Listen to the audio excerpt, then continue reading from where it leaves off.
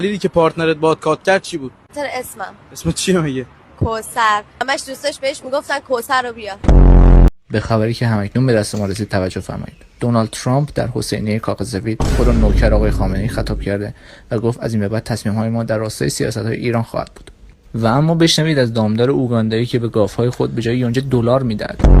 سالت بود فهمیدی که رابطه جنسی میتونه سردرد رو کاهش بده؟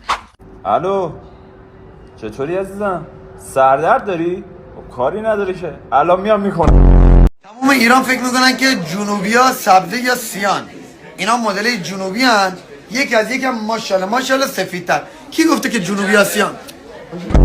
3 ساعت تمام منتظرم مامانم آماده شه منو ببره باشگاه. با ریلکسی تمام داره آماده میشه. من دیرم شده بدو.